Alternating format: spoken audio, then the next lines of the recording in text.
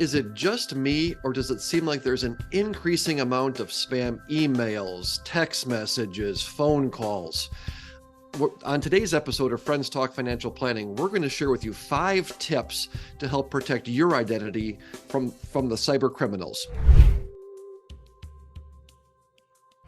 Hi, I'm John Shear, and I run a fee-only financial planning practice in Middleton, Wisconsin. And I'm Bridget Sullivan-Mermel, and I've got a fee-only financial planning practice in Chicago, Illinois. John, before we proceed about cybercrime, let's ask everybody to subscribe. It helps us with YouTube and helps us reach more people. So, John, let's talk cybercrime. What's your first tip? Yeah, so we've got, like I said, I've got 5 things. I think that, you got similar things you talk with clients, but the first, like the number one thing these days is multi-factor authentication, or 2FA, two-factor authentication. That's the big one that's become relevant, or at least popular in the last several years, and the one that I think is really the biggest one. And what that means, just to be clear, what we're talking about here is when you log into your account at the bank, at the credit card, whatever it is, you've got some other thing that you need to do to order to get onto the account site, right? So I've got my login information, so something I know, which is my password, and then something I have, which is typically the cell phone. You get a text message, there's an authenticator app, or some places, some banks, you get a little fob thing that you got to push the button, get the number. So having something you know and something that you have being your ability to have access to it, that I'm interested in your thoughts on that, but that's sort of like our number one go-to, is everything that you can get two-factor authentication on, do that as sort of our recommendation. Yeah, I agree. And I know from my brother, who is a viewer and a security expert on the internet, that's one thing he was talking about, like why he picked a certain custodian years ago was because they were innovators on the two-factor authentication. So I think it's the gold standard of approaches. The other thing is that I think we can get into a little bit of subtlety also. Like, so with even with two-factor authentication, you can say, yeah, remember this, remember my password if I'm not going anywhere with this computer. And I'm wondering what your thoughts are about that. Like, so, clicking that box saying, yeah, remember me. Yeah, I tend to be a belt and suspenders kind of guy when it comes to this. So I don't know that it's necessary, but for me, for here at our office and on any mobile devices we have, we never save that information. The one exception we do have at a fixed a desktop computer that we do have, there's one computer that says, okay, that's never going anywhere, that can stay. But on phones, on iPads, on laptops, all those things, we never let those things get saved in there. How about you on that? I would say that's for the most part true. I would say that there's one that it depends on what their policy is on if you're on a device they don't recognize or in a location. So, but I think that I think the approach with cybercrime isn't necessarily stop everything possible, but like I try to remove kick me signs. So that's my approach. Like I want to take out the most obvious, because I actually unfortunately believe that if somebody really wanted to get in, hack me, they probably could. But you know what? The people who are really at risk for that are the people with a lot more money than I have. And so my risk is for people who are doing mass market attempts at cybercrime. And so I kind of think some protections is better than none, is way better than none. Yeah. And I try to not go too crazy with it so that I'm driving myself crazy on the other end. So that's with the balance that I try to get on in this topic. You reminded me of phrase or a thought process, the same thing. Like if people want to get, I mean, they can, you can't protect everything. I look at it like, having valuable things at home. If I leave my doors open and my garage door up and leave all the stuff out there, right, it's easy to, well, they're going to steal. Well, guess what? If they want to steal it, they can break windows and they can break, I mean, if somebody really wants to get in, they're going to do it, but why make it easy for them? Why leave the doors on the car unlocked and the key in the ignition, right? So taking steps, let's be smart about this. And the reality is, yeah, they want to break in and hotwire it, they can hotwire the car, but let's not make it easy, right? Take that low-hanging fruit off the ground. Yeah, I don't ask strangers to watch my bike. Yeah, right, Yeah. exactly. So, and this, this multi-factor authentication 2FA, like that's locking the doors when you go outside the house or when you go to bed at night, right? That's the sort of thing, is don't make it easy. One thing related to that is, there's so many passwords, everything's online, right? We've got these passwords. And one things that we've been embracing lately is using passphrases instead of passwords. Mm-hmm. So for passwords, couple things. One is don't have the same password or the same, 6 passwords for everything. I've had a personal experience. I had my junk email account. I've got one that I subscribe to newsletters and, ads and all this sort of thing. And it got hacked a few years ago and said, it's been compromised. Like, oh, well, what do I care about that? It's not, I'm not going to worry about it. Well, that was connected to, it was a Google account, and it was connected to something else. And so they were able to go into this other thing over here and buy some kind of tokens, because my credit card at some point along the line for a subscription or whatever was tied into it. So I had a big ordeal with the email account and then changing a credit card, and, nothing that couldn't be solved, but it was a hassle and something that, because I was being lazy with that. So not having the same passwords, we use a password keeper, that one of the digital things, but then the evidence that we've seen in our research shows that it's the length of the password, not using symbols and other things.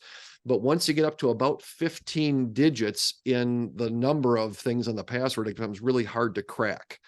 And so we use, instead of things like, a multi-digit with stars and symbols and numbers, we'll have things, a series of unrelated words, right? Friends, basketball, potato. And that's whatever that is, 20 letters. And I can remember it when I look, if I ever need to look and do it, I can remember those 3 words, but yet that length of it makes a difference. So that's one other thing. One of the other topics for us is just having those passwords, really passphrases, and making them longer. And one of the tricks that I use, again, my password, is to try to have like, my password is dependent on what I'm logging into, so it's different. Mm-hmm. So I'll use 2 different initials based on the alphabet, blah, blah. Anyway, so I've got a little mental algorithm, but it's still a lot to keep track of, even if you put something like that. And you need to figure out which tracking system is going to be. And how, again, and then that gets back to the same issue of like, okay, that's putting up making the fence higher. It's not making it up. It's just adding some more bricks to your fence, anyway. So I've got 2 other things that deal with mail. One is on email, and we've got a client who is a security specialist. And so I get a lot of this information from him. And what he described as, when you send things on email, it gets stored in servers pretty much anywhere. And he said, never put anything in an email that you wouldn't write on a postcard to a friend. Right. So would you put your social security number on a postcard? No, right? Would you put your account information? No. And it feels like it's confidential and secure, but it really isn't. And my experience with this back in the olden days, when internet was first becoming a thing, we had, you remember dial-up internet, with to do the handshake, it'd take forever. I was in an office building where some of the first mapping software was being developed. And so they had what was a T1 line back then, this super fast, line. And we got an email, we were storing everything. And one day, all of our emails working for one other person, all the emails gone. Everything, we didn't know about backups, we didn't save stuff, we didn't, like, holy moly, everything's gone. Called the provider and they said, oh, how much, how many weeks do you want us to send it back to you? And I said, well, just a couple weeks. I go, listen, we'll give you 2 months worth of emails just to make sure you don't lose anything. And as I'm watching my computer screen, every email that we had received or sent and deleted were all back onto our computer in seconds. Mm-hmm. Right? So this stuff lives in cyberspace someplace. So on email, never send anything that you wouldn't put on a postcard. And then the other one, just regular mail, is when you get things in the mail, shred all the paper documents that have anything confidential on them.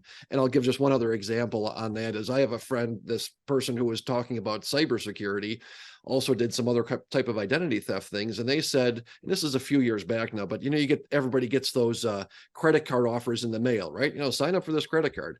Well, he had taken that, ripped it up into pieces like he's going to throw it in the garbage, then opened up the envelope, taped the pieces back together, mailed it in, and got a credit card 2 weeks later. And one of the things that he would contend is, I just had to get a new credit card and it comes in this blank envelope, right? It doesn't say anything on it. Everybody knows what it is. And it's got this thing. So if I'm out in the neighborhood walking the dog and I get a credit card application in your name, well, I go and just poke my head in your mailbox as I walk past every day at, 3:00. And when I see that come in, I've got it. Now I can go and change the address on it. You don't even maybe know that credit card was opened. Right. Yeah. And then 3 years later, you got a $10,000 delinquent bill and try to explain why you haven't made that payment on time. Right. Because you're not even getting the notices.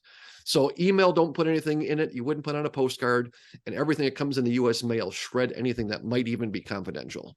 Another thing I want to bring up is that the criminals are particularly targeting older adults. So, which infuriates me. Yeah. But because as you get older, a lot of times for people, their ability to filter out the stuff and know what's right and what's wrong, and maybe they come up with a new scheme, etc., is compromised. So I just want to urge people, if they have older adults, to just talk about this and not give up on it. Like, talk about it once every 6 months or so that like, oh yeah, here's the latest scam. So the people know. I think ARP is a particularly good resource to find out about the latest scams and how to protect yourself from the latest scams. So I just wanted to mention that.